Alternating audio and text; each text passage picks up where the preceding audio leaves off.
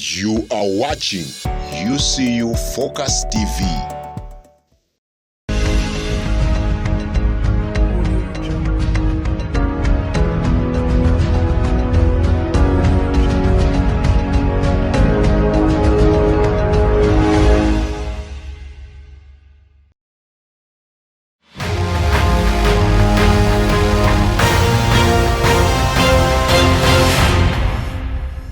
Hello, this is Patience Among. Welcome to UCU Focus TV. This is Media Link News. Let's take a look at the headlines.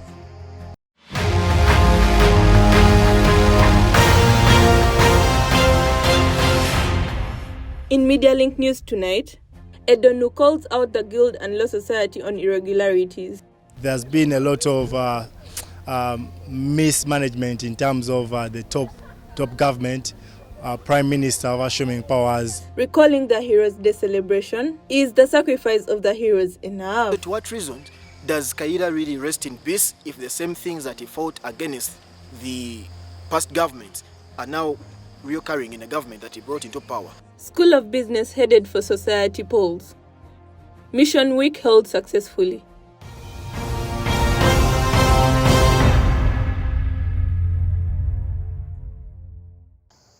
Hello, welcome back from the headlines. This is our top story.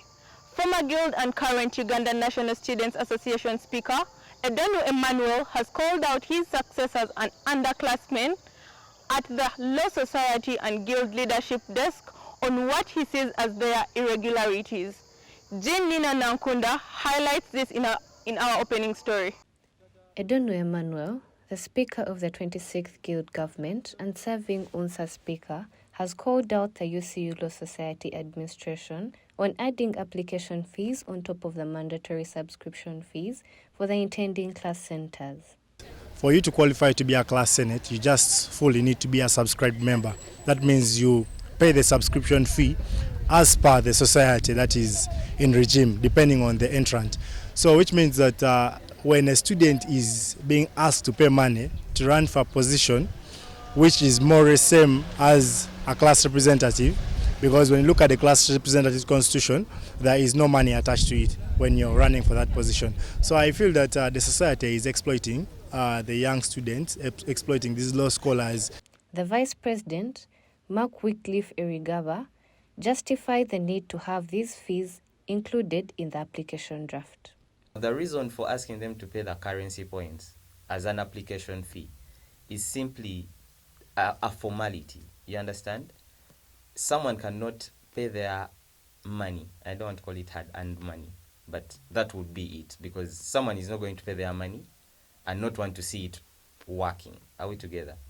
Then we're also trying to revive the society in general. Are we together? This time it's not going to be about so-and-so is handling a particular office. Therefore, they're supposed to only stick to what they're supposed to do. This is going to be collective effort. Edonu further went on to highlight the irregularities existing within the Guild government's ranks, from the loss of both finance ministers to the unanswered budget questions. There's been a lot of mismanagement in terms of the top government. Prime Minister of assuming powers, the President of assuming powers, the Attorney General of assuming powers. That is not how we run the government. We all have to coexist if we are to have a productive government. So for me, their first 100 days, just taking pictures around and posting around, nothing they have done to the student community. Lack of for any government to run effectively, there must be a budget, because it's from the budget that you derive the activities that you're going to run. Now, if you do not have a working budget, how are you going to ensure that you provide basic services to the student community? That means you're more or less just doing things out of, there's no action plan. Having all those members in the IGG is useless. The number is too way big, and that's being extravagant in terms of costs, because you'll need to pay them for their services. And what services? Like, we all know that there is a finance committee. Parliament is there to check on irregularities when it comes to finances. And more so, we also have an auditor for the institution. this office that supervises us under the DOSA is also audited. So I believe that it's just useless to have that position. It was a recommendation that was made, but for me, I strongly believe it doesn't carry weight on my end. Responding to Edonu's claims, Honorable Emily Nahabwe, the Minister of Information in the Students' Guild, had this to say. The guild government is made up of several arms that are constantly interacting, and their appointments went through some internal clearance processes. And we do understand, the guild government, understand the debate around parliamentary vetting and being valid under constitution, but our focus for now and till further notice is to ensure the IGG office serves its purpose effectively. Alma Angela was reshuffled to Ministry of ICT because she's not around currently. She's in Paris. And currently it's Samuel Bananuche. The reshuffles are really normal in any government and reflect a leader's vision and strategy for that term.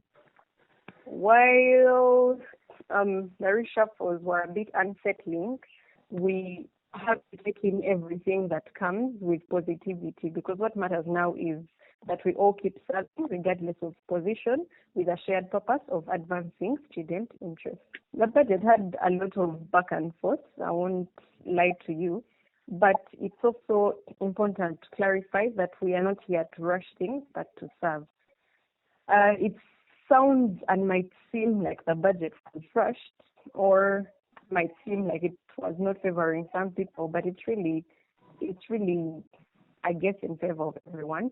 There are a few miscalculations and inconsistencies in the initial release. I think it was leaked or released in the Launchpad group, but the relevant officers are addressing those concerns to ensure a revised, well-aligned budget, and once they finalize it, it will be made public. Jean Nina Nankunda, reporting for Media Link News. Heroes Day is a national celebration that was established by an act of parliament to recognize the effort of the NRA in fighting for freedom. Given the current state of social affairs, questions are rising over the relevance of this celebration.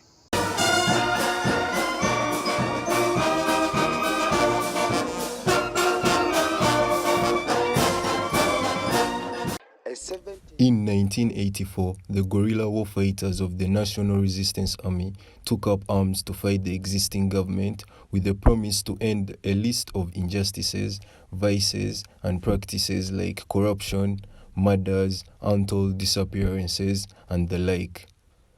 As a result, Parliament passed a law through an Act of Parliament in 2007 to remember their sacrifices, and as a result, the country celebrates Heroes Day every 9th of June. And he was recognized for his hard work and a counter-terrorism department. However, to the younger generation, it's looking more like the same vices that the heroes fought for are in force today. So I think the best way for us to celebrate Heroes Day is actualizing the aspirations. Today, we live in a country where the causes that took the heroes of today that we keep celebrating, are reoccurring. The abductions, the torture, the gross abuse of human rights still occur today. And so to what reason does Kaira really rest in peace if the same things that he fought against the past governments are now reoccurring in the government that he brought into power?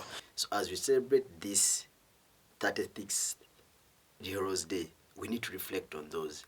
That yes, if at all these people went to the bush to fight for justice, do we have justice now? If at all they went to the bush to fight for the liberation of this country, is this country liberated? That should be the importance of this Heroes Day. If their assertions are firm, does this still warrant the celebration of Heroes Day? We are a very poor country and we spend so much in merrymaking. Just the other day, we are having a function. The other day, we had a national function. Before you know, it is Terehe Sita. Before you know, it is 26th January, celebrating the NRM against something, Liberation Day. So I think we're a country that is so much involved in merrymaking, which merrymaking doesn't add up to us. If you observed our national budget, over 44% is coming from borrowing. We are a country that is surviving on supplementary budgets, which supplementary budgets are a result, a product of loans that we have to pay after some time. So so much that we spend in these functions is really not necessary. And I am of the view that the best way we can celebrate our heroes is doing or acting in line with what their aspirations were. The different things happening now, whereby people are disappearing, whereby even some of the heroes that we must be commemorating now, leaders like Kizza Besigye, are incarcerated over unknown charges. Is that the best way we should be celebrating Heroes Day? Because that brings out the importance of Heroes Day, that we are celebrating an achievement that we fought for, not for personal reason, but for the benefit of this country. If at all you went to the bush because of the different things that were happening, not pleasing and not good to you, then you should not do the same. Trevor Iradukunda reporting for Media Link News. That report will take us to a short break. After, we are heading to Accra. Looking for a place to start your journey in media? Well, look no further. Uganda Christian University School of Journalism, Media and Communication is here to equip you with a range of hands-on journalistic skills from news reporting, live broadcasting to public relations, communications, and many more. Uganda Christian University offers a conducive learning environment tailored for aspiring journalists. Our top priority is setting you up for success with well-equipped computer labs, modern classrooms, and top-class learning tools. As the School of Journalism and Media, we aspire to see that every learner gains practical hands-on experience in real-world reporting, photography, editing, broadcasting, and print journalism. Secure your slot today by simply visiting our official website www.ucu.ac.ug, search up School of Journalism on your mobile phone or computer and follow the easy steps. Once you complete your application, you will receive a confirmation message via SMS or email for further instructions. Don't miss this opportunity to be part of one of Uganda's leading journalism training institutions. Uganda Christian University, School of Journalism, Media and Communication, where we help you step into your journey of media success. Moving on, the Business Society Roadmap has kicked off with two ladies being voted this Wednesday. Natasha Ahumuza and Nachesa Sarah Claire are set to compete in the July 27th polls. The Accra-based School of Business is headed for a political spiral, with the roadmap laid for its final laps. The Electoral Commission was overrun by the roadmap, and the current dates of the elections and presidential debate are set to be changed from the 17th and 18th of this month respectively, to allow more time for the candidates to engage with the electorate. This Wednesday, the Electoral Commission held vetting for the applicants, with Nachesa Sarah Claire and Natasha Ahumuza ready to compete for the society's highest position, as the EC chairman Alvin Joel Kusasira underscores. We are at the vetting stage and we have successfully completed that. And at the spot of presidency, we have two ladies. One is Sarah Claire and another is Honorable Natasha Ahumuza. And we hope and expect much from them. We expect a successful and competitive campaign. He further called on the members of the society to actively engage in the electoral proceedings to boost the leadership of the society. So, as the chairperson EC, I call upon all business students to help or to participate in their civic right in electing their leaders that will drive or put the School of Business to its top. The School of Business is one among 4 schools in the university with a proper leadership structure at society level, aside from the schools of law, journalism, and social work. The election is expected to bring in a new team of leaders who will revive the endeavors of the society. Kennedy Tembo, reporting for Media Link News.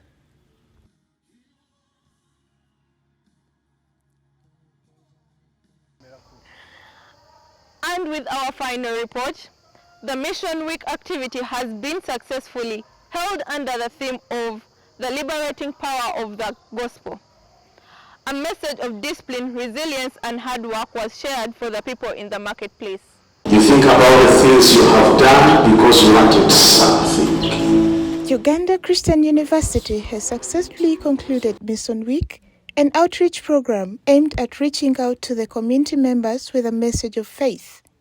The week-long event, which began on Sunday, is organized by the chaplaincy and features a series of worship sessions, seminars, hostel visits, all held under the theme of the liberating power of the gospel. According to the missioners, the experience in the university was warm and receptive from the onset of the activities. Well, Mission Week at UCU has been very, very wonderful, an opportunity where the gospel has been shared, and indeed the people have embraced the gospel.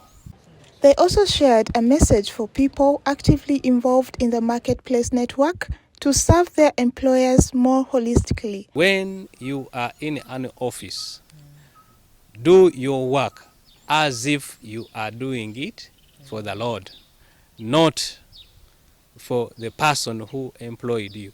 There are tendencies where people who are expected at work at 8 a.m., sometimes arriving at 10, and then sometimes even leaving before 2, and then they say we have worked.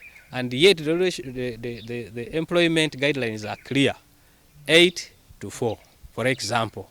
So I want to speak to that person and say, that is not ethical, and the scripture has put it clearly that when we do the right thing we are supposed to do in places of work, we do not only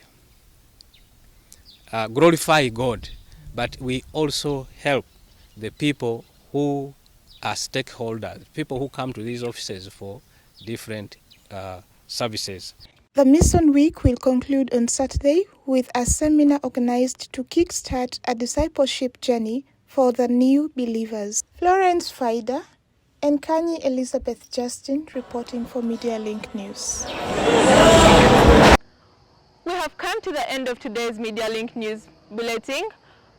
Be sure to catch us again next week. Have yourselves a lovely weekend. Bye. You are watching UCU Focus TV.